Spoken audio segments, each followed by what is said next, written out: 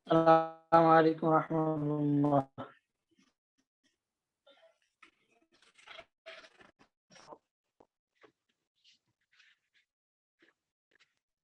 بچوں آواز آ رہی ہے جی؟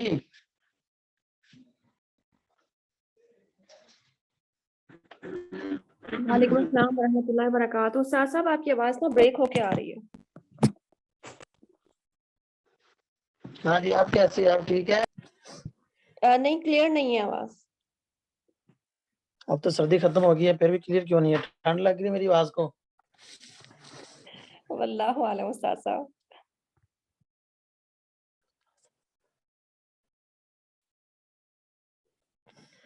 ہاں جی، کتنے لوگ رہتے ہیں؟ ابھی تک آئے نہیں سارے؟ 12 11 10 لوگ آئے ہیں جی۔ کرو شروع واضح آواز تو۔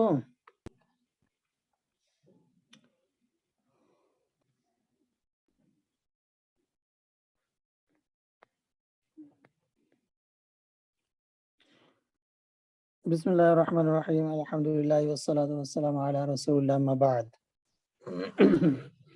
رب اشرح لی صدری ویسر لی امری واحلل عقدۃ من لسانی یفقهوا قولی۔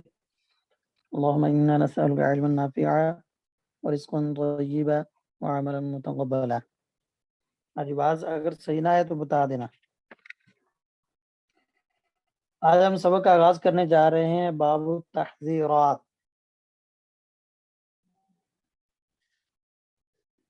تحذیر کے معنی احتیاط کے معنی میں یا تنبیہات کے معنی میں ہے، کہ تنبیہات کا باب۔ ٹھیک ہے، اس باب کے اندر 2 اشعار ہیں اور اس میں ذات کے حوالے سے مزید جو ہے نا امام جزری رحمہ اللہ تعالی کوئی 1-2 تنبیہات بیان کرنا چاہ رہے ہیں۔ وہ فرما رہے ہیں کہ وَإِن تَلَاقَيَا الْبَيَانُ لَازِمُ أَنْ قَضَى ظَهْرَكَ يَعُضُّ الظَّالِمُ۔ کہتے ہیں طلاق یا یہ تسنیہ کا صیغہ ہے اگر وہ دونوں مل کر ہیں۔ پیچھے بات کن کی چاہ رہی تھی؟ پیچھے بات چاہ رہی تھی ضاد اور ضا کی۔ پچھلے باب سے پچھلا باب تھا ہمارا جی جناب، ان کی بات چاہ رہی تھی باب الضاد والضائی۔ ٹھیک ہے، یہ باب تھا ہمارا۔ ٹھیک ہے، تو طلاق یا میں جو ضمیر ہے وہ اس باب کی طرف جا رہی ہے، یعنی پیچھے جو حروف بیان ہو رہے تھے اور وہ دونوں مل کر آ جائیں۔ اس سے پہلے جو اشعار بیان کیے ان میں تھا کہ ضاد اور ضا کے کلمات کون سے ہیں، ان کی وضاحت کی ہے۔ ٹھیک ہے، ضا کے کلمات انہوں نے ذکر کر دیے تھے۔ اس باب میں ذکر کر رہے ہیں اگر قرآن کے کسی مقام پر ضاد اور ضا دونوں مل کر اکٹھے آ جائیں تو پھر تو کہتے ہیں اگر دونوں مل کر آ جائیں تو البیان لازم، تو دونوں کو واضح کرنا لازم ہے، ضروری ہے، دونوں کے درمیان فرق کرنا ضروری ہے۔ ٹھیک ہے، آگے 2 مثالیں دی ہیں کہ جن میں ضاد اور ضا بالکل ساتھ ساتھ ہیں، اگرچہ کلمے 2 ہیں لیکن ایک کلمے کے آخر میں ضاد ہے، دوسرے کلمے کے شروع میں ضا ہے، تو دونوں کلمے میں بالکل پڑھنے میں بالکل مل چکے ہیں، ادائیگی میں ضاد کے بعد فوراً ضا رہا ہے۔ تو اس کی طرف اشارہ کر رہے ہیں، تنبیہ بطور توجہ دلا رہے ہیں کہ ان میں ضاد اور ضا کا خوب فرق کر کے پڑھنا ہے، کہیں یہ نہ ہو کہ یا تو دونوں ضاد لگیں یا دونوں ہی ضا لگے۔ ٹھیک ہے، اور ان کی ادائیگی انتہائی مشکل بھی ہوتی ہے، اور جن لوگوں کو فرق نہیں کرنا آتا تو پھر وہ غلطی کر لیتے ہیں ادائیگی میں۔ اب پہلی مثال انہوں نے دی ہے انقضى ظهرك۔ ٹھیک ہے، سورہ علم نشرح میں آتی ہے یہ والی مثال، انقضى ظهرك۔ یہ ضاد کی ادائیگی کے لیے آپ ذہن میں رکھیں، جب ضاد کو ادا کرنا ہے تو آپ کی زبان دانتوں کے ساتھ نہ لگے، آگے سنایا رباعی کے ساتھ۔ عام طور پہ یہ ہوتا ہے کہ دانتوں کے ساتھ بھی یہ ٹچ ہو جاتی ہے زبان، جب دانتوں کے ساتھ ٹچ ہو جائے گی تو پھر تو یہ ضا کی مشابہ ہو جائے گا، ضا ہی بن جائے گا۔ تو زبان کو آپ نے پیچھے ہٹا کے رکھنا ہے، اپنی زبان کو ٹیڑھا شیڑھا نہیں کرنا، موڑنا نہیں ہے، بلکہ اس کو پیچھے کھینچ کے رکھنا اپنے زبان کی جڑ کی طرف جیسے نا۔ تو زبان کو جب پیچھے کھینچ کے رکھیں گے، پیچھے ہٹا کے رکھیں گے، اور ساتھ اس کے دوسری جو ہے صفت اطباق اور استعلاء کو مد نظر رکھتے ہوئے زبان کی پشت کو اوپر لگانا ہے اور نوک کو پیچھے ہٹا کے رکھنا ہے۔ اس کی ادائیگی میں آپ ضاد کو ساکن کر کے پڑھیں تو پھر آپ اس کو ذرا آسانی سے سمجھ سکتے ہیں. جیسے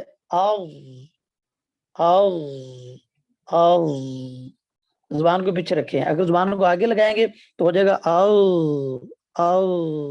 یہ ضا بن جائے گا, یا زال کی طرح ہو جائے گا, موٹی زال. تو یہ نہیں, آگے دانتوں کے ساتھ آپ کی زبان ٹچ نہیں ہونی چاہیے.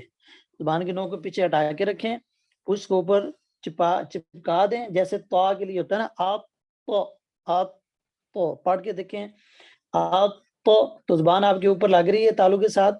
تو جب ضاد کو پڑھنا ہے تب بھی زبان کی پشت اوپر لگنی چاہیے, کیونکہ حروف متحرکہ 4 ہے تو چاروں میں زبان کی پشت اوپر لگنی ہے, تو ضاد کے لیے بھی لگنی ہے. تو ضاد کے لیے زبان کو اوپر لگائیں, اور جو زبان کی کروٹ حرف لسان داڑوں کو تب بھی لگے گی جب آپ نے زبان کی نوک کو پیچھے ہٹا کے رکھنا ہے. اگر نوک آپ کے آگے ٹچ ہونا شروع ہوگی تو پھر وہ زبان کا مخرج خراب ہو جائے گا. تو اب اس کا لحاظ کر کے جب ضاد کو ادا کریں گے, ٹھیک ہے, اور پھر ضا کے لیے آپ جو ہے نا اس کے مخرج سے دانتوں کے ساتھ زبان کے کنارے کو لگائیں گے, ٹھیک ہے, تو یہ فرق ہو جائے گا. پھر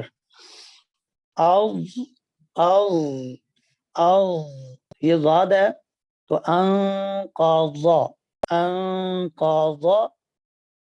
پھر ضا ہے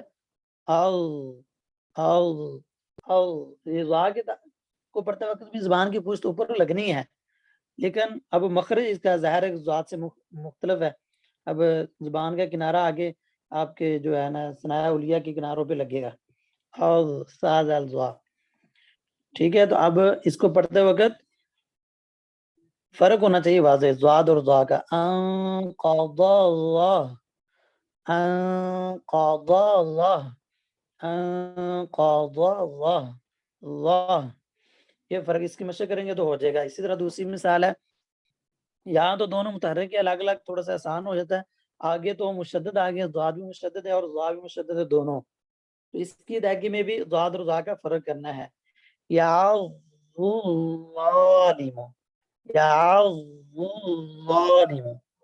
فرق ہونا چاہیے, سننے والے کو پتہ چلے کہ ضاد اب پڑھا جا رہا ہے اور اب ضا پڑھا جا رہا ہے. یا ٹھیک ہے. تو اس بات کی طرف اشارہ کرنا چاہ رہے تھے امام جزری. تو اس کے علاوہ اگر کہیں اور بھی ایسی مثال آتی تو ضاد اور ضا کو واضح کرنا ہے, یہ ایک نہ ہو جائے. اچھا جی, اگلے شعر میں بیان کریں. اگر ضاد اور ضا, ٹھیک ہے, تو اور تا کے ساتھ آ جائیں, یعنی ضاد کے بعد تا یا تا آ جائے, یا ضا کے بعد تا اور تا آ جائے, ان کو بھی خوب واضح کرنا ہے. اگر واضح نہیں کریں گے تو ان کا ادغام ہونے کا خطرہ ہوگا. اس شعر میں یہ بیان کر رہے ہیں, کہتے ہیں واضطر, یعنی وہ پیچھے ہی بات انہوں نے بیان کی ہوئی ہے, البیان وَإِن تَلَاقَ یا البیان, ٹھیک ہے. البیان سے بات چلی آ رہی کہ واضح کریں ان کو, ٹھیک ہے. ایک تو یہ تھا اگر دونوں آ جائے مل کے, اور دوسرا اگلے شعر میں کہہ رہے ہیں واضطر.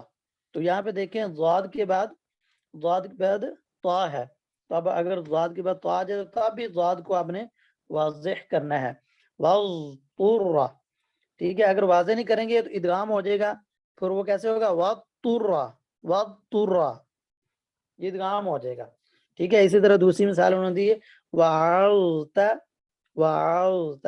یہاں پہ ضا کے بعد تا آ گئی ہے. اب ضا کو واضح نہیں کریں گے تو ضا کا تا میں ادغام ہو جائے گا, وعتا ہو جائے گا, وعتا, جو غلط ہے.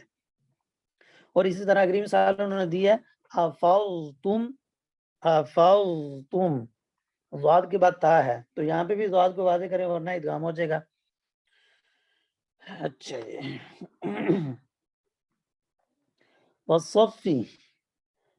وصفی ہے, ٹھیک ہے. ان کی اچھا, اور اسی طرح کہتے ہیں حاجباہم علیہم,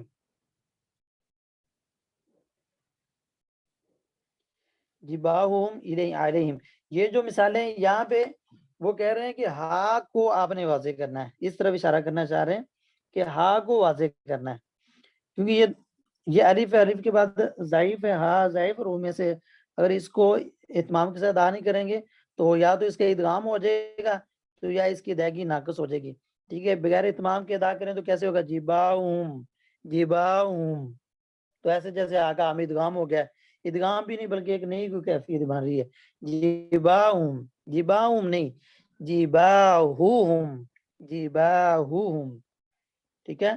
तो कहीं जिबाहुम ना हो जाए, जिबाहुम, जिबाहुहुम। और इसी तरह अलैहिम, कहीं ये ना हो जाए अलैहिम, अलैहिम, अलैहिम ना हो जाए, अलैहिम, ठीक है। तो इनकी सिफात का लिहाज रखते हुए ये वसफ़ी में यही इस बात की तरफ इशारा कर रहे हैं कि आप इनकी सिफात को वाज़े कीजिए।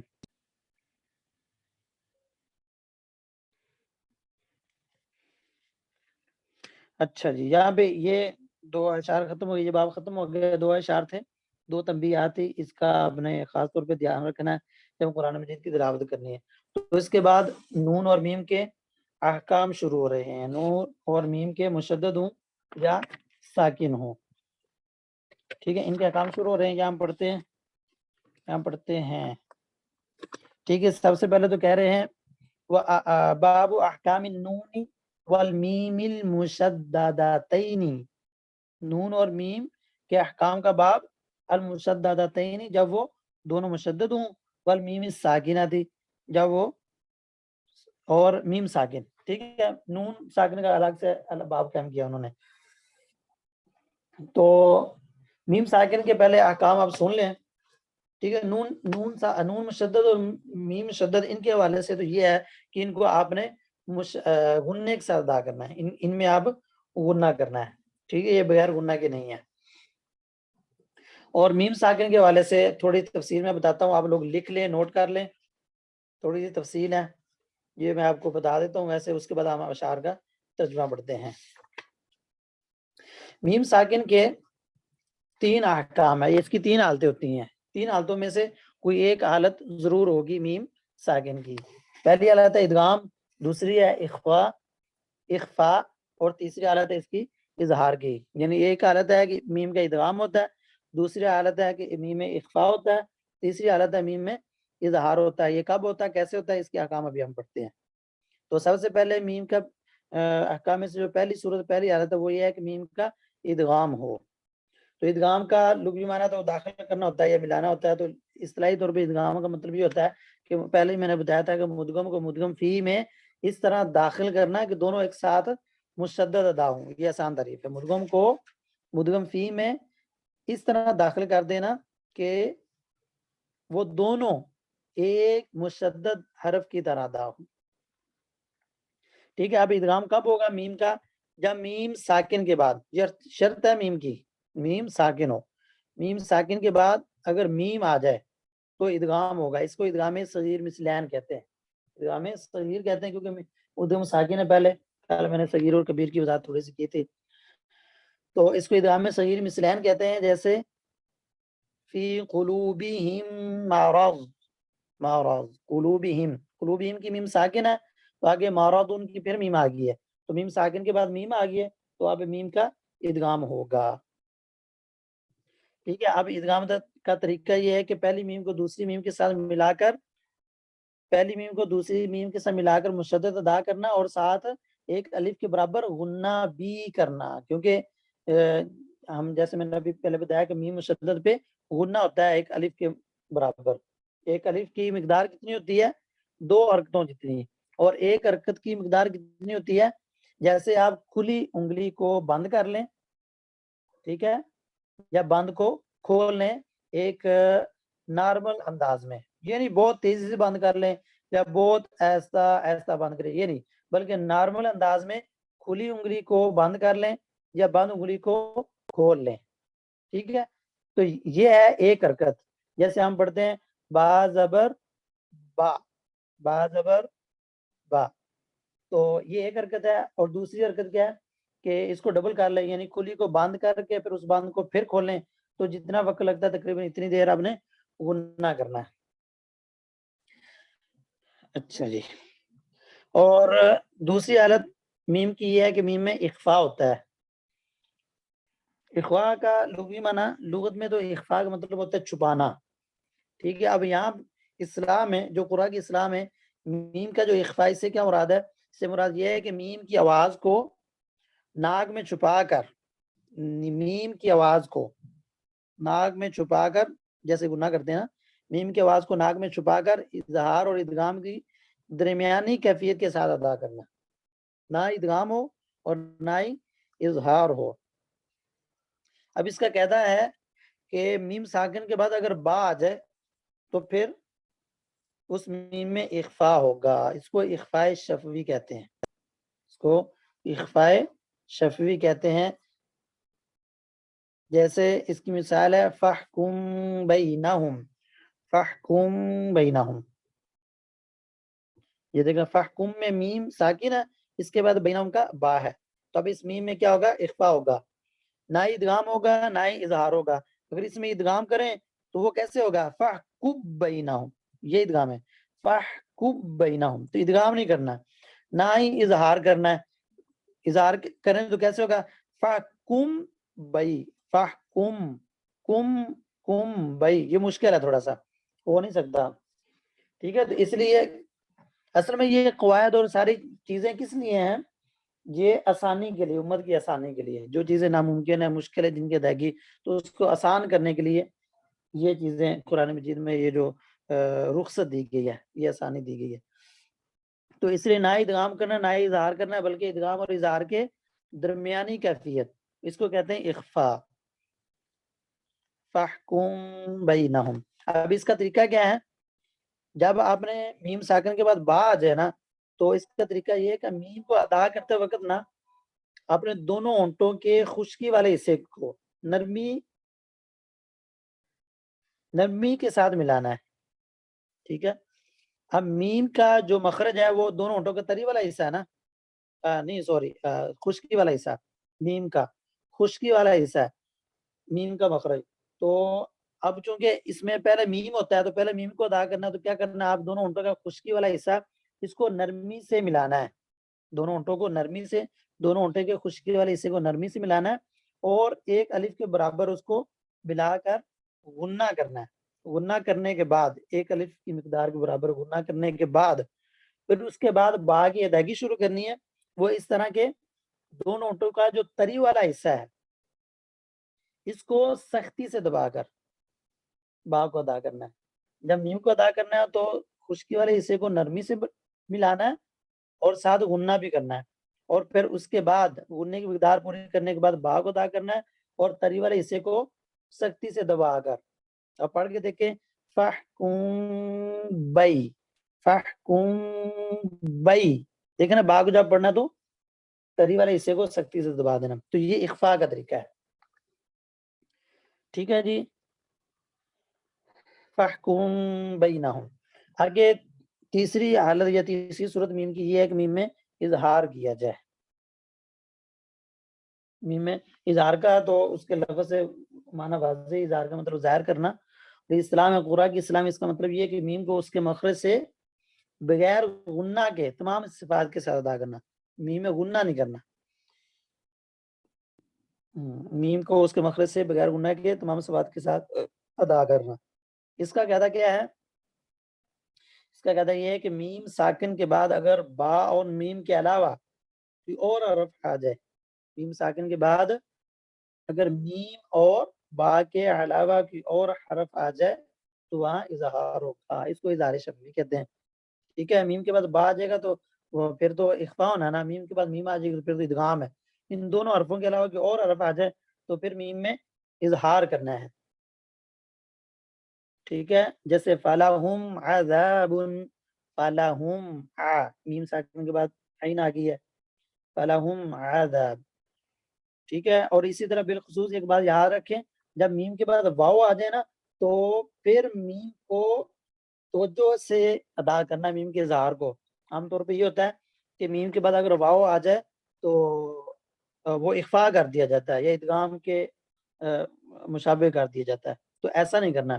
جیسے صراط الذین انعمت علیہم غیر المغضوب علیہم ولا الضالین، تو یہاں پہ علیہم کی میم ساکن ہے، اس کے بعد ولد واو آ گئی ہے، تو عام طور پہ ہوتا کیا ہے، پڑھتے ہوئے یہ پڑھ دیتے ہیں علیہم ولد، علیہم ولد، ہونٹوں کو ملایا نہیں جاتا میم کی ادائیگی کے لیے، ٹھیک ہے؟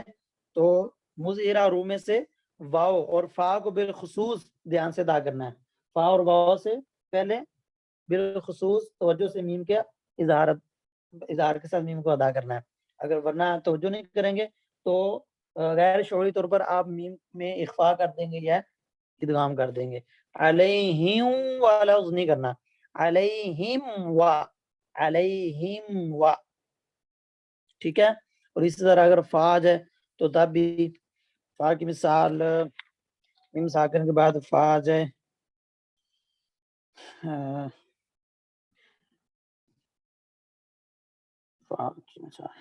جیسے وَيَمُدُّهُمْ فِي طُغْيَانِهِمْ، پہلے بارہ کے شروع میں وَيَمُدُّهُمْ فِي ہم، تو یہ نہ ہو جائے وَيَمُدُّهُمْ فِي.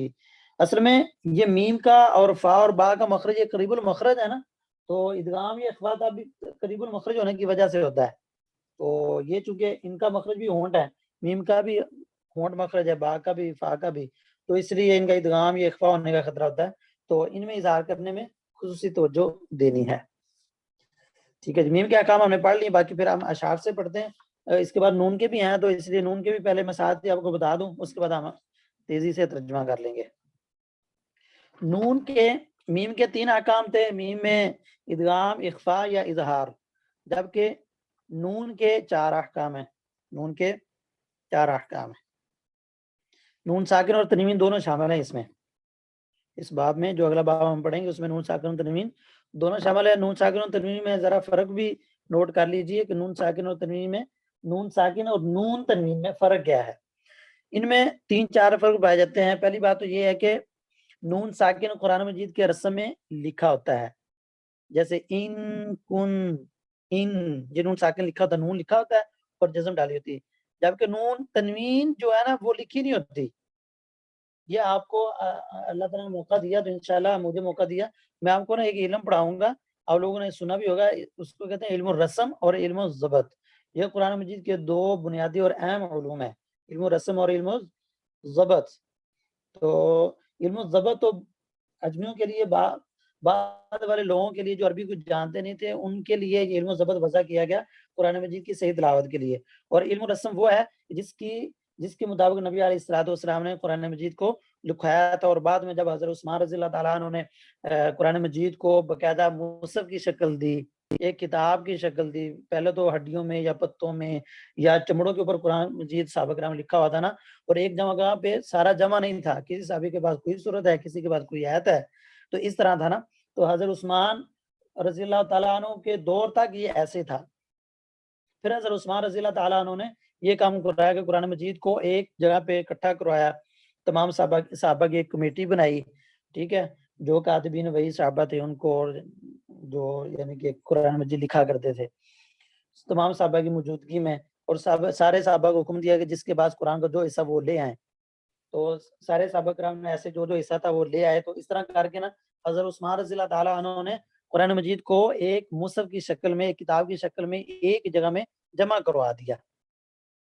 تو اس وقت جو حضرت عثمان رضی اللہ تعالیٰ عنہ نے جس ٹیکسٹ میں لکھوایا تھا اس کو کہتے ہیں رسم، اس کو کہتے ہیں قرآن مجید کا رسم، اور اس کو عام طور پہ یاد کیا جاتا ہے رسم عثمانی کے نام سے، رسم عثمانی کے نام سے، ٹھیک ہے.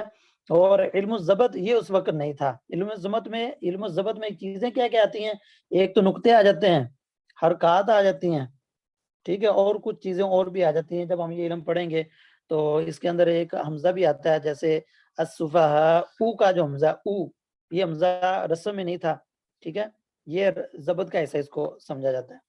تو علم رسم اور ضبط ہے. یہ مختصر سا تعارف کرا دیا ہے، کبھی موقع ملا تو انشاءاللہ میں آپ کو سخت رمضان کے بعد یہ پڑھاؤں گی مرسم. اچھا، تو اب پہلا فرق ان کا یہ تھا کہ نون ساکن جو ہوتا ہے یہ لکھا ہوتا ہے. لکھا ہونے کا مطلب کیا ہے کہ یہ رسم میں ہوتا ہے، اور جو نون تنوین ہے یہ رسم میں نہیں ہوتا، ٹھیک ہے. اب اس کا طریقہ کیا ہوتا ہے کہ اس کو ڈبل اعراب کے ذریعے ظاہر کیا جاتا ہے. جیسے آبادان کے اوپر 2 زبر دے دی، احدن کے اوپر 2 پیشے دے دی، ٹھیک ہے. اسی طرح ما ان، اس کے نیچے 2 زیریں دے دی. حالانکہ یہ کیا ہے، ما ان اس میں کیا ہے، حمزہ زیر نون ان ہے.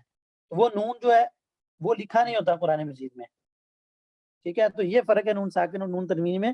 نون ساکن وہ یہ لکھا ہوتا ہے قرآن مجید کے اندر، اور تنوین لکھی نہیں ہوتی. تنوین کا نون لکھا نہیں ہوتا، بس اس کو ڈبل حرکتوں کے ذریعے اس کو ظاہر کیا جاتا ہے. دوسرا فرق یہ ہے کہ نون ساکن جو ہے یہ اسم فی الحرف تینوں میں آ جاتا ہے، جبکہ نون تنوین جو ہے یہ صرف اسم میں آتا ہے، اس کو اسم کی علامت بھی کہا جاتا ہے۔ تیسرا فرق یہ ہے کہ نون ساکن جو ہے یہ کلمہ کے آخر میں بھی آ سکتا ہے، درمیان میں بھی آ سکتا ہے، جبکہ نون تنوین صرف کلمہ کے آخر میں ہوگی۔ اور ایک اور بھی فرق بیان کیا جاتا ہے، وہ یہ کہ نون ساکن کو وقفاً وصلاً دونوں حالتوں میں پڑھا جاتا ہے، جبکہ نون تنوین کو صرف وصل میں پڑھا جاتا ہے، جب آگے میں لاتے ہیں تو وقف کرتے پھر نہیں پڑھا جاتا، جیسے عوجن قیمہ، عوجن قیمہ، عوجن کو آگے ملایا تو پھر جیم کی تنوین پڑے گی ہے، اگر وقف کر دیں عوجا پھر تنوین نہیں پڑھیں گے، تو یہ فرق ہے ان کے۔ بہرحال اب احکام کی طرف آتے ہیں۔ نون ساکن نون تنوین کے 4 احکام ہیں۔ پہلا جو اس کی صورت، اس کا مسئلہ وہ یہ ہے کہ اس میں اظہار ہوتا ہے، نون ساکن نون تنوین میں اظہار ہوتا ہے، اور یہ کب ہوتا ہے؟ جب اس کے بعد حروف حلقی آ جائے، نون ساکن نون تنوین کے بعد حروف حلقی میں سے کوئی حرف آ جائے تو پھر اس نون کا اظہار کیا جاتا ہے۔ اور اس اظہار کا ویسے ظاہری یعنی کہ اصطلاحی مطلب یہ ہے کہ نون کو اس کے مخرج سے میم میں بھی اظہار ہوتا ہے، نون میں بھی اظہار ہوتا ہے۔ میم کے اظہار کی طریق کیا ہے کہ میم کو اس کے مخرج سے بغیر گننے کے تمام صفات کے ساتھ ادا کرنا، اور نون کے اظہار کی طریق کیا ہے کہ نون کو اس کے مخرج سے بغیر گننے کے تمام صفات کے ساتھ ادا کرنا۔ یہ نون کے اظہار کی تعریف ہے۔ ٹھیک ہے، اب اس کا قاعدہ کیا ہوا کہ نون ساکن یا نون تنوین کے بعد اور حروف حلقی میں سے کوئی حرف آ جائے تو اظہار ہوگا۔ اس کو اظہار حلقی کہا جاتا ہے، اس کو اظہار حلقی کہا جاتا ہے۔ حلقی اس لیے کہ کیونکہ اس کے بعد حروف حلقیہ میں سے ہوتے ہیں تو جو جن کا مخرج حلق ہے، اس لیے اس کو اظہار حلقی کہہ دیتے ہیں، جبکہ میم کو اظہار شفوی کہا جاتا ہے کیونکہ اس کا تعلق ہونٹوں کے ساتھ اس کا مخرج ہے، اس لیے اس کو اظہار شفوی کہا جاتا ہے۔ لیکن یہ چونکہ ہم نون پڑھ رہے ہیں تو نون کے اظہار کو اظہار شفوی کہیں گے۔ جیسے اس کی مثال ہے انعمت، انعمت۔ اب انعمت میں نون اور میم دونوں جمع ہو گئے ہیں، لیکن نون میں اظہار ہو رہا ہے کیونکہ حروف حلقی میں سے عین آ گیا انعم، اور میم میں بھی اظہار آ گیا کیونکہ با اور میم کے علاوہ باقی حروف میں سے تا آ گئی ہے، تو دونوں میں یہ مثال دونوں کے اظہار کی ہے۔ ٹھیک ہے، وین اونا، یہ نون کے اظہار کی مثال ہے۔ اچھا جی، اب دوسرا مسئلہ یہ نون کا ادغام کا۔ ادغام کا جیسے پہلے بتایا کہ ایک چیز کو دوسری چیز میں داخل کرنا، اور نون کے ادغام کا اصطلاحی معنی مفہوم یہ ہے کہ اس کو نون کو مدغم فی میں اس طرح داخل کر دینا کہ یہ ایک ساتھ مشدد ادا ہوں، ایک ساتھ مشدد ادا ہوں۔ اب اس کا قاعدہ کیا ہے کہ نون میں ادغام ہوگا کب؟ اس کا قاعدہ یہ ہے کہ نون ساکن یا تنوین کے بعد حروف یرملون میں سے کوئی حرف آ جائے تو ادغام ہوگا۔ نون ساکن نون تنوین کے بعد حروف یرملون، یرملون حروف کا مطلب کیا ہے؟ یا را میم لام واو نون، یہ 6 حروف، نون ساکن نون تنوین کے بعد ان 6 حروف میں سے کوئی بھی حرف آ جائے تو پھر نون کا ادغام ہوگا۔ اب پھر اس کی 2 صورتیں بنتی ہیں، 2 قسمیں بنا لے۔ ادغام بعض دفعہ گنہ کے ساتھ ہوتا ہے، بعض دفعہ بغیر گنہ کے، اس کو کہتے ہیں ادغام مال گنہ یا ادغام بلا گنہ۔ اب مال گنہ کب ہوگا؟ جب نون ساکن نون تنوین میں سے کے بعد یرملون میں سے 4 حروف آ جائیں، وہ 4 حروف ہیں جن کا مجموعہ ہے یومن، یعنی یا واو میم نون، یہ 4 حروف آ جائیں تو پھر ادغام مائل غنہ ہوگا، اس کو ادغام ناقص بھی کہتے ہیں۔ ٹھیک ہے، جیسے مین وال، من نون ساکن ہے، آگے والن، تو ملائیں گے تو نون ساکن کے بعد واو تو ہوگا مین وال۔ ٹھیک ہے، یہ نون ساکن کی مثال، نون تنوین کی مثال وَلِكُلٍّ وِجْهَةٌ۔ اچھا جی، تو یہ ایک حرف کی، اسی طرح 4 حرف کی مثال آپ قرآن میں ڈھونڈ لینا۔ اچھا جی، یہ ادغام مال گنہ، ادغام بلا گنہ تب ہوگا جب نون ساکن نون تنوین کے بعد لام را آ جائے۔ امام جزری نے تو کہا ہے کہ گنہ لازم نہیں جائز ہے، ٹھیک ہے، وہ میں شعر پڑھتے ہیں نا جب اس کی وضاحت تب کرتا ہوں، تب ابھی موٹا سے یاد رکھ لیں کہ ادغام بلا گنہ نون ساکن نون تنوین کا ادغام بلا گنہ ہوگا جب نون ساکن نون تنوین کے بعد لام اور را ان دونوں میں سے کوئی حرف آ جائے، جیسے مر ربی، من لدنہ، من لدن کا۔ ٹھیک ہے، اب اس میں ایک چیز یاد رکھیں، قرآن مجید میں 2 کلمات آتے ہیں، ایک ہے یاسین والقرآن، ایک ہے نون والقلم۔ تو یاسین تو یہ قرآن میں لکھنے میں تو نون نہیں ہے، لیکن سین جو نام ہے اس کے، سین یا نون، اس میں آخر میں نون آتا ہے نا، تو یاسین پڑھنے میں نون پڑھیں گے، اس کے بعد آئے گا والقرآن، تو گویا کہ نون ساکن کے بعد واو آ گئی ہے، تو یہاں پہ ادغام مال گنہ ہوگا یا بلا گنہ ہوگا، کیا ہوگا؟ اظہار ہوگا یا ادغام ہوگا؟ ٹھیک ہے، نون والقلم، اس میں بھی نون کا جو اسم ہے، نون کا نام میں نون واو نون ہے، تو اب اس کے نام میں آخر میں پھر نون ہے نا، نون یہ جو آخر میں یہ پڑھتے ہوئے اس کے بعد آئے گا والقلم کی واو، ٹھیک ہے. اب اس کو جب ملا کے پڑھیں گے تو نون ساکن کے بعد واو آ گئی ہے، تو اب یہاں پہ کیا کرنا ہے، ادغام کرنا ہے یا اظہار کرنا ہے. تو امام من طریق شاطبیہ جس کو کہتے ہیں قراءت اشرف صغریٰ، اس کی روح سے تو اظہار ہوتا ہے، لیکن من طریق جزری جس کو کہتے ہیں قراءت اشرف کبریٰ، اس روح سے اس میں اظہار اور ادغام دو وجہتی ہیں. ٹھیک ہے، یہ ایک علمی نکتہ تھا، میں نے کہا آپ کو بتا دوں. بہرحال جی نون کے ادغام کی بات ہو گئی ہے. آگے تیسرا مسئلہ نون کے حوالے سے وہ ہے اقلاب. اچھا اس سے پہلے ایک بات یاد رکھیں کہ یہ جو ادغام کا مسئلہ ہے نا نون کا، اس کے لیے ایک شرط ہے. وہ شرط یہ ہے کہ نون ساکن اور حروف یرملون دو کلمے میں ہوں. اس طرح کہ نون ساکن پہلے کلمہ کے آخر میں ہو اور یرملون میں سے کوئی حرف، ان چھ میں سے کوئی حرف ہو وہ دوسرے کلمہ کے شروع میں ہو، پھر ادغام ہوگا. اگر ایک ہی کلمہ میں آ جائے تو پھر ادغام نہیں ہوگا. جیسے میں نے مثال دی ہے میوں والن. اب دیکھیں من، نون ساکن من ایک کلمہ ہے اور دوسرا کلمہ والن ہے، تو نون ساکن من کے آخر میں اور والن کے شروع میں واو ہے، تو اس طرح دو کلمہ میں ہو گئے ہیں، تو یہاں پہ ادغام ہے. اگر ایک کلمے میں ہوں گے تو پھر ادغام نہیں ہوگا. جیسے اس کی مثال ہے الدنیا، الدنیا. الدنیا میں نون ساکین ہے اور اس کے بعد یا آگے حروف یرملون میں سے، یرملون کا پہلا حرف یا ہے، وہ آ گئی ہے، تو اس میں اب ادغام نہیں ہوگا. الدیا نہیں، ادغام کریں گے تو ہو جائے گا الدیا. تو یہ نہیں کرنا.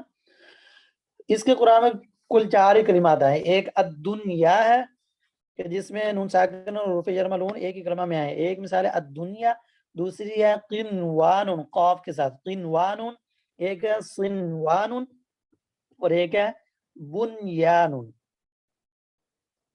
ٹھیک ہے، اب وقت کم ہے ورنہ میں آپ کو تجزیہ بھی بتاتا کہ ان میں ادغام کیوں جائز نہیں ہے. موٹی سی بات یہ ہے کہ اگر اس میں ادغام کریں نا تو ان کے جو حروف اصلی و مشابہ ہو جائیں گے، پتہ نہیں چلے گا کہ اس کلمے کے حرف اصلی کیا ہیں. تو جب حروف اصلی کا پتہ نہ چلے تو پھر اس عبارت کا ترجمہ نہیں کیا جا سکتا، ترجمہ صحیح نہیں کر سکتا، مطلب اس جملے کی وہ جو بات بیان کی جا رہی ہے اس کی تہ تک نہیں پہنچ سکتا. تو اس چیز سے بچنے کے لیے پھر اظہار کرایا جاتا ہے، ادغام منع کیا گیا.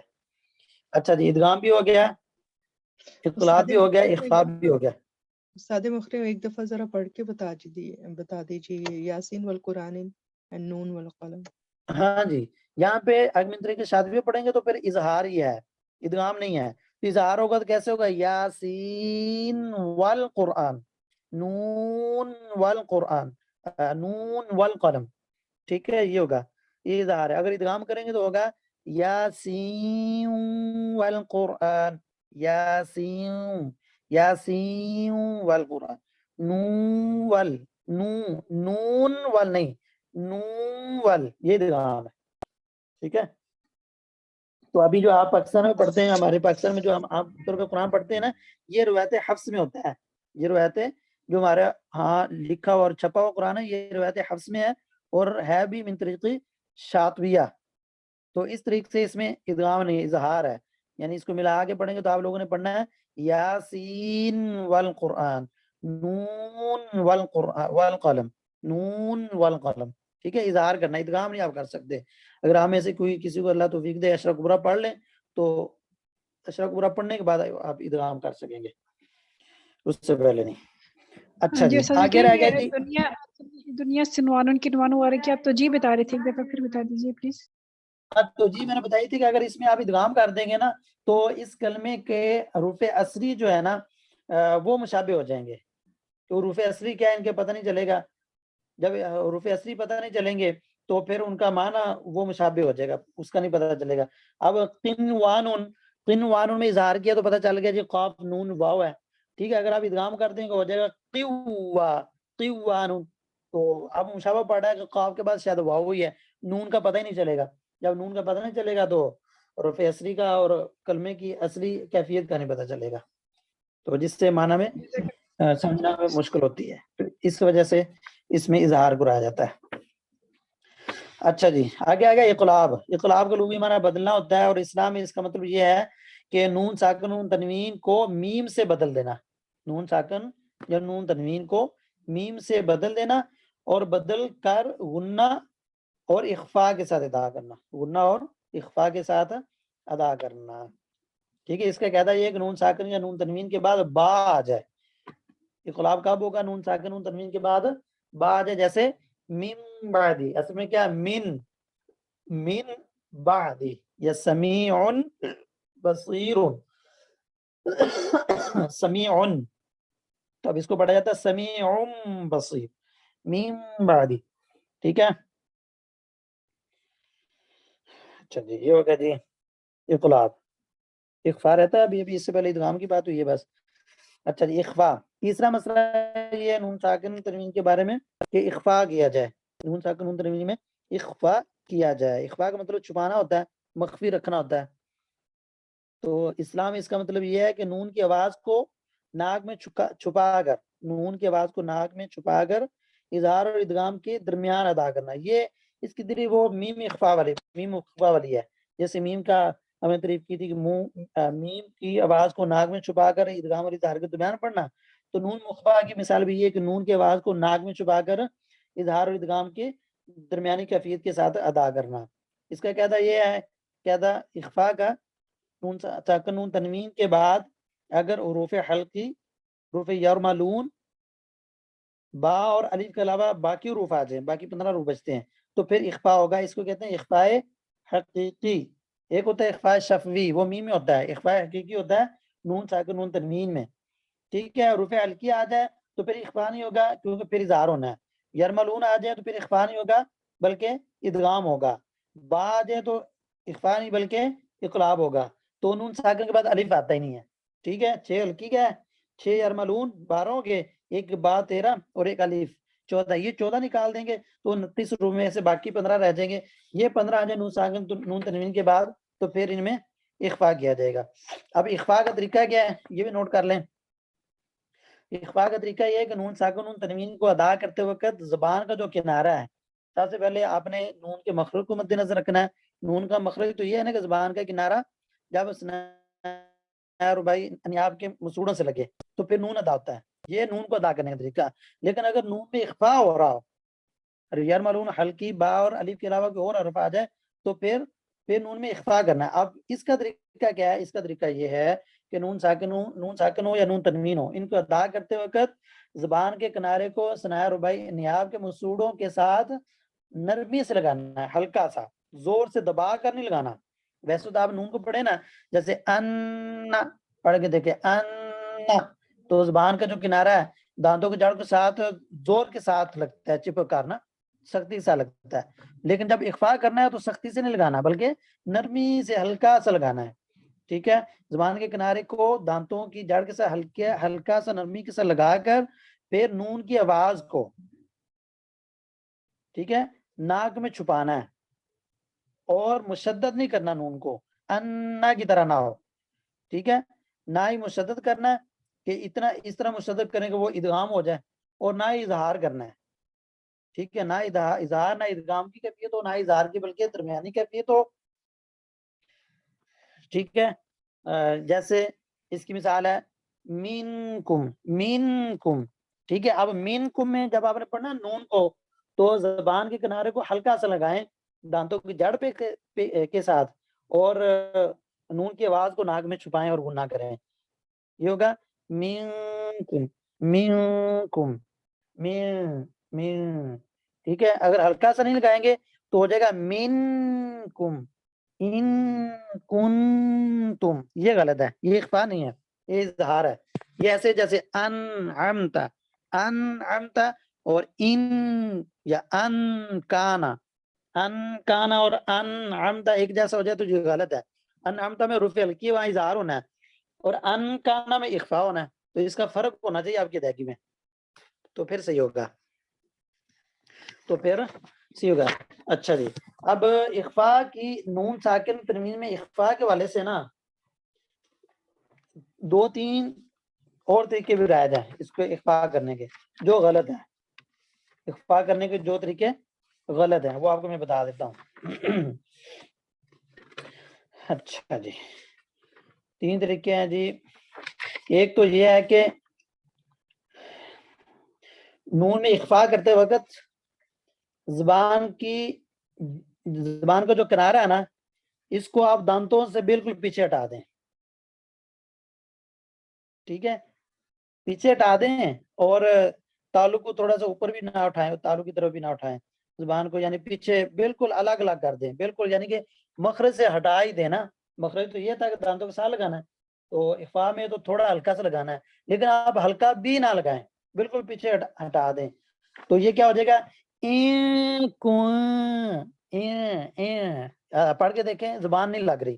زبان کو دانتوں کے ساتھ تھوڑا سا بھی ٹچ کیے بغیر پڑھ کے دیکھیں نون ساکن کو, جیسے ان کانا نا, اس کو پڑھیں کانا یا تو یہ غلط ہے, کیونکہ اس کو پڑھتے ہوئے کیا ہو جائے گا, وہ ایسے ہو جائے گا جیسے پڑھتا ہے نا بندہ این, یا مدہ, حروف مدہ پیدا ہو جاتے ہیں, جیسے این کنتم میں این کو پڑھتے ہوئے ہو جائے گا این, تو یہ یا مدہ ہوگی. کنتم اگر کہا پیش والا ہے تو اس کو آپ پڑھیں گے کون, تو یہ واو مدہ پیدا ہوگی, ٹھیک ہے. اگر زبر والا جیسے ان کانا, اس کو پڑھیں گے تو بنے گا کانا, تو یہ عربی مدہ پیدا ہو جائے گا. تو یہ غلط ہے, یہ طریقہ بھی غلط ہے. بعض لوگ اس طرح ادا کرتے ہیں, لیکن یہ اخفاء کا طریقہ غلط ہے, صحیح نہیں ہے.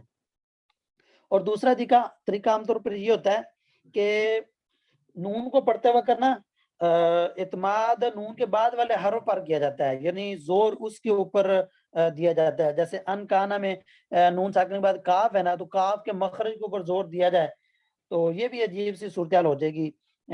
جیسے ایک اردو میں لفظ ہوتا ہے نا جنگ, جنگ, تو جنگ کو پڑھتے ہوئے نون ساکن کیسا پڑھا جا رہا ہے اردو میں, جنگ جنگ. تو یہ سارا اعتماد جو آپ کا سارا ہے وہ نون کے بعد والے حرف گاف کے اوپر ہے.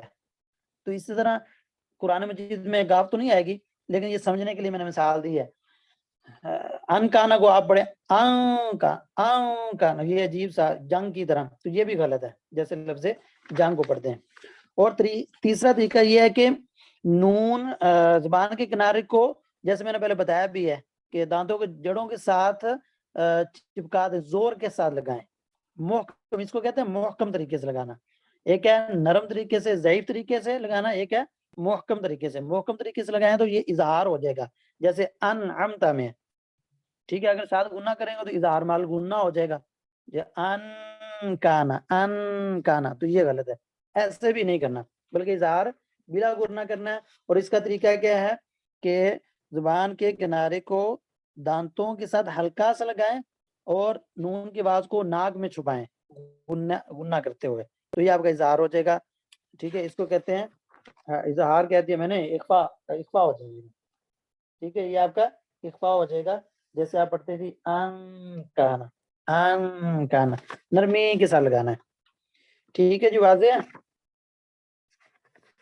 الحاظ واضح عملہ. جی سازا کی واضح ہے, لیکن اگر کوئی مخرج جیسے صاد کا مخرج ہے وہ نون کے مخرج سے بہت دور ہے, اور اگر ہم نے اس کے قریب جا کے اگر ہم نے اخفاء کرنا تو پھر اس قریب نہیں جاتی, نون کے مخرج کی زبان قریب نہیں جاتی. کس کے قریب نہیں جاتی؟ جیسے اگر ہم صاد میں اخفاء کر رہے ہیں, حرف صاد میں اخفاء کر رہے مثال دیں, ہیں, تو مثلا حرف میں حافظہ نہیں سازل کے لیے, لیکن پھر نون کے مخرج کے قریب زبان نہیں ہوتی. جیسے مین صلصال, کیوں نہیں جاتی ہے, دیکھیں مین صلصال, یہ صاد ہے, تو مین کو ادا کریں, ہلکا سا لگایا نون کے مخرج پہ زبان کے کنارے کو, ساتھ گنا بھی ادا کریں, تو یہ آپ کا اخفاء تو ہو رہا ہے, پھر اس کے بعد صاد آ جائے گا, پھر اس کے بعد صاد کی تاکہ آ جائے گی. سنا ممکن نہیں ہے, یا فانصرنا جیسے ہوتا ہے, فانصرنا, ٹھیک ہے. تو چلیں آج تو ترجمہ پر کل بھی پڑھیں گے, رہ گیا ٹائم پورا ہو گیا. سبحانک اللہم و بحمدک. جی سادہ محترم, ایسی بات بھی ہے کہ جیسے اخفاء میں اگر نون ساکن کے بعد حروف مستعلیہ ان کے موٹے حروف آ رہے ہوں تو اخفاء کی ادائیگی موٹی ہوگی, اور اگر باریک حروف ہوں تو باریک. ہاں جی, یہ بھی ہے, لیکن اس میں یہ آپ یاد رکھیں کہ یہ نہ ہو کہ آپ اخفاء کو اتنا ہی موٹا, بہت زیادہ موٹا کرنا. یہ بھی بعض مشائخ, میں نے مشائخ سے پڑھا ہے کچھ مشائخ ایسا پڑھاتے ہیں وہ خوب غنے کو موٹا کرا دیتے ہیں، اس کو کہتے ہیں غنہ موٹا یا بریک کرنا نا. تو یہ بھی نہیں کہ بہت زیادہ موٹا کر دیں اور یہ بھی نہیں کہ بریک کر دیں، بلکہ درمیانی سی کیفیت رہے، بلکہ درمیانی سی کیفیت رہے. یہ نہیں ہے کہ آپ نون کی اصل حالت کو چھوڑ کر آپ ما بعد حرف پہ سارا اعتماد کر لیں. ما بعد میں صاد ہے یا قاف ہے، تو جیسے من قال ہوتا ہے، مو قال ہے، یہ نہ ہو، مو قال اتنا نہ ہو، بس درمیانی سی کیفیت رہے. تو یہ ہے شیخ قاری ابراہیم صاحب حفظہ اللہ تعالیٰ، ان سے جب پڑھا تو ان کی بھی یہی توجہ تھی، وہی کہہ رہے تھے کہ بہت زیادہ نہ کر دیں، بلکہ زبان کے کنارے کو ہلکا سا دانتوں کے ساتھ ٹچ کریں، پھر ناک کی آواز کو، نون کی آواز کو ناک میں چھپائیں اور غنہ کریں، اور تھوڑا سا ما بعد اور حروف مستعلی کی وجہ سے غنے کو آپ موٹائی کی طرف لے جائیں. یہ خلاصہ ہے اس کا. چلیں جی. سبحانک اللہم و بحمدک اشہد ان لا الہ الا انت استغفرک و اتوب الیک. السلام علیکم و رحمۃ اللہ. وعلیکم السلام. وعلیکم السلام ورحمۃ اللہ وبرکاتہ.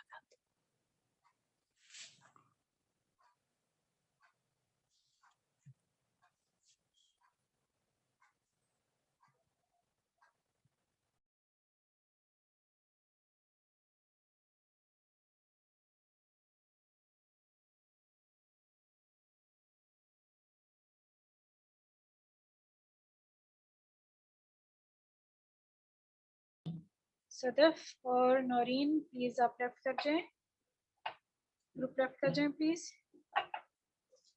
نورین آپ گروپ لیفٹ کر جائیں پلیز. نورین گروپ لیفٹ کر جائیں پلیز.